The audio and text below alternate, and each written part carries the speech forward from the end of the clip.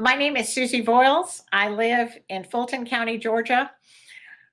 I have been a longtime poll manager, and I was tasked to come to the Georgia World Congress Center, Building B, and be an auditor for the absentee ballot from the November 3rd election. When we received our first box, it was taped shut with clear packing tape. It had the Secretary of State's seal on the top, but having been a poll manager for a long time, there were no signatures on that seal, which there should be. Once a box or a manila envelope is sealed, it should have the sealer's signature and an additional signature. It should not be anything that's ever done by anyone alone. That seemed rather strange to me, that the seal was there, but there were no signatures on this seal indicating who had closed the box and what was the chain of custody on this box? Who had handled this box prior to my handling it? So when we opened the box and put the seal aside, we noticed that there were 700 to 800 absentee ballots inside. They were segregated into batches of ballots, and they had most of them had 100, one had 110 in the batch. Most of the batches showed a great deal of wear. We came to one batch, however, that it really was not only surprising, but it was so stark. Having done this for years, I'm very familiar with how the ballots work, how they fold, how they feel, their general appearance. These ballots appeared as though the first one had been bubbled in by a person, but all of them were replicated exactly the same. We were further alarmed that in our count, 98% of these ballots were for Joseph R. Biden. 2 were for Donald J. Trump, and 1 was for Joe Jorgensen.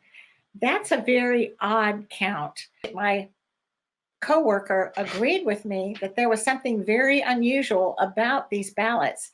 And so what we did was we started looking through that entire stack of 98 for one candidate. That seemed very odd to me.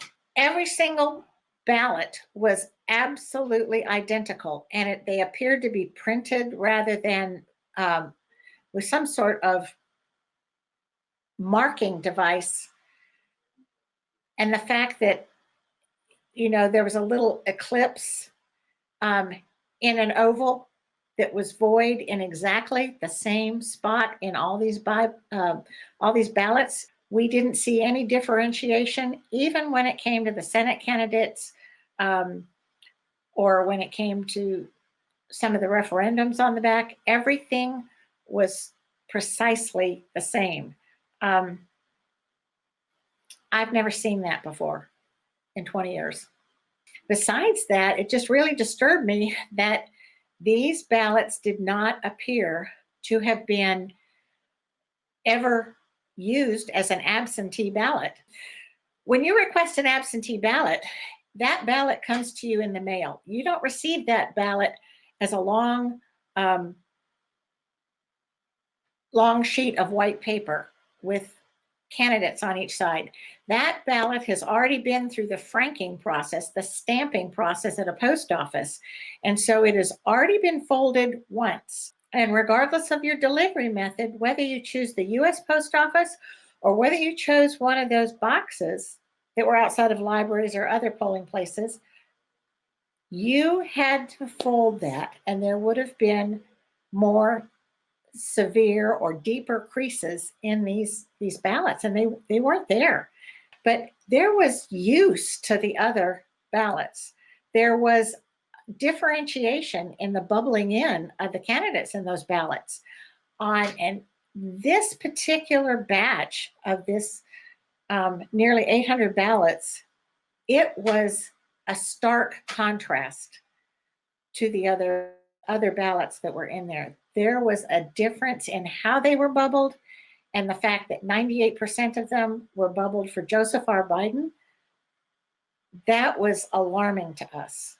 This is a job that deals with the integrity of each person's vote. And I felt like this was compromised. With a box that was so hastily put together, that was taped, and the secretary's seal was slapped on there, but nobody had signed it, and it wasn't even completely slapped on. I can see where somebody might have opened this box. We were just 2 auditors at one table. This was just the first box that we were given. And it was rather alarming to me that if this happened in our one box, how many other boxes was this happening to? How many other ballot boxes was this occurring? Where else was this happening? I don't think our box was unique. And this could change things on a massive scale. That is just my opinion. I don't know that as a fact, but I do know what I saw in how hastily this box was put together, how alike all the used ballots were, and how pristine and unalike and uniform this was in its candidate choice, and how every little bubble was precisely alike.